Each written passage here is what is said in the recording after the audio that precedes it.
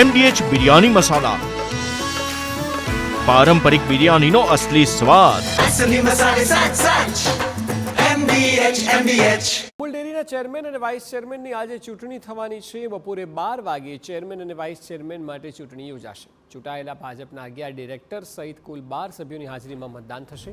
ભાજપના સહકાર સેલના બિપિન ગોતા પક્ષનો મેન્ડેટ લઈને અમૂલ ડેરી પહોંચશે। ત્યારબાદ વિધિવત રીતે નામની જાહેરાત કરાશે। અમૂલ ડેરીના પૂર્વ ચેરમેન વિપુલ પટેલ ચેરમેન પદના દાવેદાર છે। ચેરમેનના પદ માટે રાજેશ પાઠકનું નામ પણ ચર્ચામાં છે। અમૂલ ડેરીના પૂર્વ વાઇસ ચેરમેન કાંતિભાઈ સોઢા પરમાર પણ રેસમાં છે। પ્રિયા પરમાર પણ વાઇસ ચેરમેન પદના દાવેદાર છે।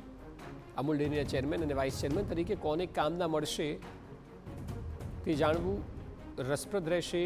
અમૂલ ડેરીના ચેરમેન રેસમાં 3 દિગ્ગજ નામોની ચર્ચા જોરશોરથી ચાલી રહી છે, જેમાં અમૂલ ડેરીના પૂર્વ ચેરમેન વિપુલ પટેલનું પણ નામ સામેલ છે। આ ઉપરાંત અમૂલ ડેરીમાં ભાજપનું શાસન સ્થાપવામાં મહત્વની ભૂમિકા ભજવનાર બાલાસિનોરના રાજેશ પાઠકનું નામ પણ રેસમાં છે। સાથે જ અમૂલ ડેરીના પૂર્વ વાઇસ ચેરમેન કાંતિભાઈ સોઢા પરમારનું નામ પણ ચર્ચામાં છે। અમૂલ ડેરીના વાઇસ ચેરમેન માટે પ્રિયા પરમારનું નામ ચર્ચામાં છે। પ્રિયા પરમાર અમૂલ ડેરીના પૂર્વ ચેરમેન રામસિંહ પરમારના પૌત્રવધુ છે।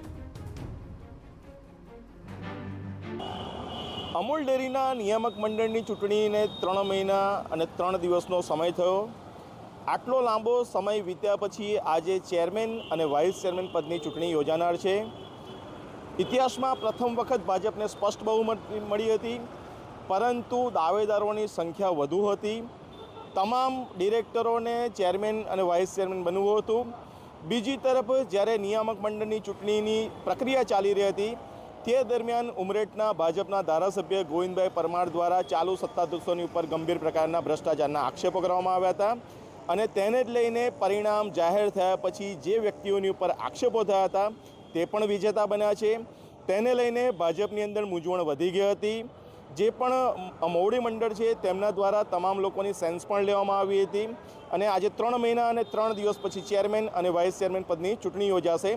જો કે ચેરમેન અને વાઇસ ચેરમેન કોણ બનશે તેનો મેન્ડેટ લઈ અને બિપિન ગોતા કે જે સહકારી સેલના છે તે 12 વાગે અમૂલ ડેરીમાં આવશે, અને મેન્ડેટ તેઓ જે પણ ચૂંટણી અધિકારી છે તેમને આપશે, અને ત્યાર પછી ચૂંટણી પ્રક્રિયા ચાલુ થશે। Dharmendra Kapasi, TV9 Anand. MDH kitchen king masala રસોડામાં હોય તો આપણે કંઈ પણ બનાવી શકીએ છીએ। રીંગણાનો ઓળો, બટેટા ફુલાવર, ભીંડી મસાલા અને બીજું ઘણું બધું। MDH